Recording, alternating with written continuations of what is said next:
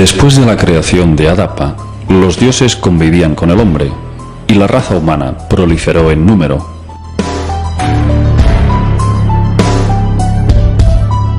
Los Anunnaki exigían más esclavos primitivos para sus tareas, pero poco a poco dejaron de utilizarlos como mineros y se fueron olvidando de las extracciones de oro para convertir al hombre en un sirviente para todo tipo de tareas. Los dioses les enseñaron a cultivar campos, a recitar poesías y a danzar y cantar para ellos, hasta que algunos hombres fueron ordenados sumos sacerdotes para que construyeran templos para venerarles.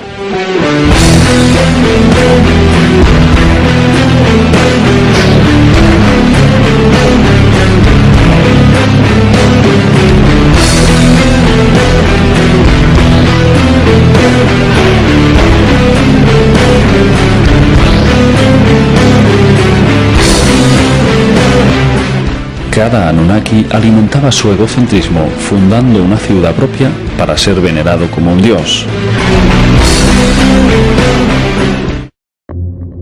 Todo lo que sabemos sobre los Anunnaki se lo debemos a un excepcional descubrimiento que tuvo lugar en un yacimiento de la bíblica ciudad de Nínive, la antigua capital asiria.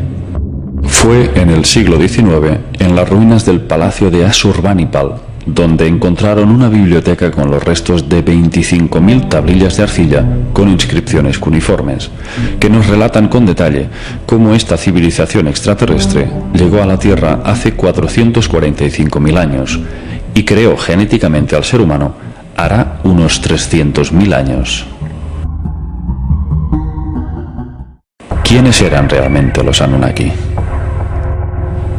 En el panteón sumerio figuran 23 dioses Anunnaki, pero sabemos que ni eran dioses, ni ángeles, ni demonios, sino criaturas con un desarrollo tecnológico y unos conocimientos sobre física avanzada, capaces probablemente de alterar el espacio y el tiempo, de atravesar dimensiones y mundos paralelos, y dotados de un potencial psíquico con el que podrían manipular las mentes de una raza inferior y convertirla en una especie esclava.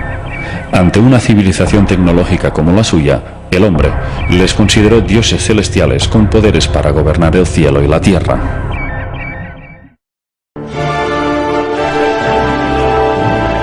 Las tablillas sumerias no hablan de criaturas etéricas, sino de seres biológicos, de carne y hueso. Los Anunnaki eran una raza guerrera, arrogante y con unos instintos de conquista y poder insaciables.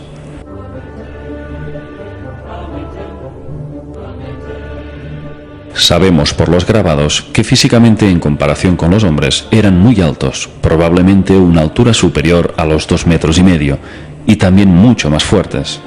Se les representa como grandes manipuladores genéticos capaces de crear vida artificial y con conocimientos psíquicos muy elevados para jugar a ser dioses, creando religiones como sistema de control de la población, para confundir y generar guerras y disputas entre los pueblos de la Tierra. Pero, ¿qué aspecto tenían estas entidades? ¿Eran tan humanos como nosotros? En los grabados sumerios, los Anunnaki eran representados en forma humanoide, y aunque sus rasgos faciales quedaban parcialmente ocultos, en parte debido a sus barbas de lapislázuli, parecían tener un rostro humano. Sin embargo, en relación a su aspecto real, hay algo que no encaja. Los Anunnaki les prohibieron a los sumerios que en sus grabados y estatuas los reflejaran en su aspecto real. ¿A qué obedecía esta prohibición? Si los Anunnaki eran tan humanos como nosotros, ¿qué clase de inconveniente hubieran tenido en dejarse reflejar tal como eran? En Babilonia denominaban a los Anunnaki Sir, que significa dragones o gran serpiente. De hecho, el propio Enki pertenecía a una estirpe familiar llamada la Hermandad de la Serpiente, ya que su madre, la concubina Nanu, era descendiente de esta sangre. El símbolo de Enki eran las 2 serpientes enroscadas del caduceo. Este símbolo podría encerrar hasta 3 tipos de significados. La primera interpretación sería la naturaleza reptiliana de estos seres. Una posibilidad cada vez más aceptada por investigadores de todo el mundo, en vista de que prácticamente todas las culturas antiguas de la Tierra fueron creadas por dioses serpiente llegados de las estrellas. La segunda interpretación sería que, debido a que las dos serpientes guardan una estrecha similitud con la cadena del ADN humano, sería todo un sello distintivo para decirnos que ellos nos crearon, algo así como un copyright que viene a recordarnos quién es el fabricante de nuestra raza.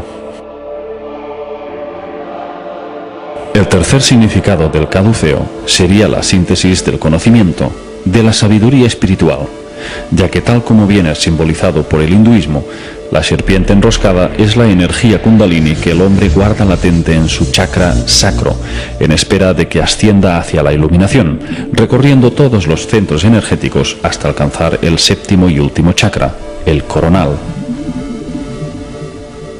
En el Oriente Próximo se encontraron varias estatuillas de dioses sumerios, claramente de aspecto reptiliano. Sus rostros parecen ranas y sus cráneos son mucho más alargados que los humanos, especialmente en la parte occipital. De hecho, ya se han encontrado calaveras en Sudamérica, supuestamente pertenecientes a los antiguos Anunnaki. Concretamente en Perú, en el Museo Arqueológico de Lima y en el Museo de Ica, que muestran unas dimensiones craneales mucho mayores que las humanas, de tipo dolicéfalo, con unas cuencas oculares mucho más grandes e inusualmente redondas. Según el investigador suizo Nassim Haramein, estos cráneos, que él denomina cabeza conos, pertenecen a los antiguos Anunnaki y constituyen la prueba de que no pueden ser humanos. En cambio, los detractores argumentan que estas deformaciones forman parte de rituales de algunas culturas para parecerse a los dioses, especialmente en el antiguo Egipto. Para ese fin, utilizaban tablas o cintas de cuero pegadas al cráneo desde el nacimiento. El niño sufría una compresión craneal continua que podía deformar la frente, los laterales o la nuca. Pero sabemos que nunca podría modificar la capacidad craneal en centímetros cúbicos. El proceso podría deformar el hueso, pero no aumentar su volumen. Eso sería del todo imposible.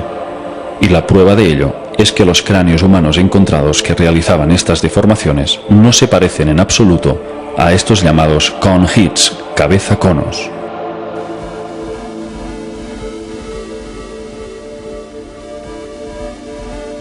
El mayor tamaño de cráneo humano que se tiene conocimiento alcanzaba unos 1980 centímetros cúbicos. Sin embargo, algunos de estos misteriosos cráneos alcanzaban un tamaño de unos 3.200 centímetros cúbicos, una diferencia importante. Aparte de este detalle, estos cráneos poseen un 15% más de ancho en sus órbitas oculares, y la perfecta simetría de sus lóbulos descartaría cualquier presión mecánica externa.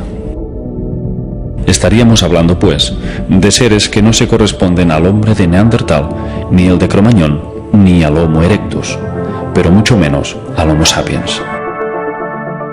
En esta representación vemos lo que podría ser el verdadero aspecto de un Anunnaki.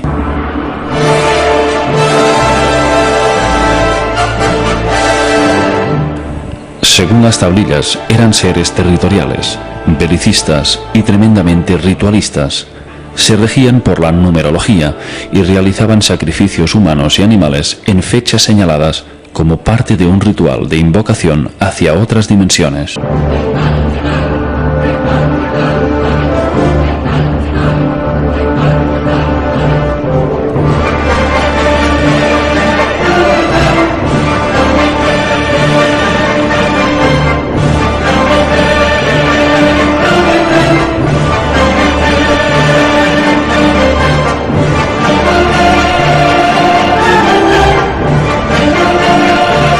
Durante sus ceremonias, sometían a los sacrificados a todo tipo de vejaciones, siguiendo un patrón parecido a los rituales adámicos. Les hacían comer y beber excrementos y les torturaban hasta el límite de sus fuerzas, para generarles un estado de pánico total. De este modo obtenían una energía de la que se alimentaban. Circulan ciertas teorías de que bajo un estado de pánico estos seres se beberían la sangre del sacrificado para absorber el estallido de adrenalina que con el miedo se propagaría por el torrente sanguíneo, y eso les produciría un gran placer. Enki, en cambio, era contrario a estas prácticas y luchaba para liberar al ser humano de su esclavitud, a través de la fundación de las llamadas antiguas escuelas de sabiduría, que tanto proliferaron en Egipto. Enki fue un benefactor para la humanidad y el responsable de que el hombre fuera el depositario del conocimiento espiritual.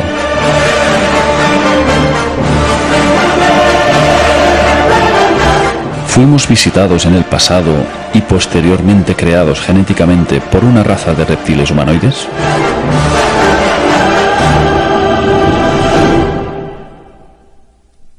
Aunque todas las evidencias apunten ineludiblemente hacia esa dirección, quien ostenta el poder mundial oculta esa realidad con el fin de que sigamos ignorantes sobre nuestros orígenes, pues este conocimiento podría tambalear las bases de todas las religiones del mundo y en gran medida causaría una revolución social sin precedentes que obligaría al sistema educativo a modificar todas las enseñanzas, y la ciencia actual tendría que admitir la invalidez de sus postulados.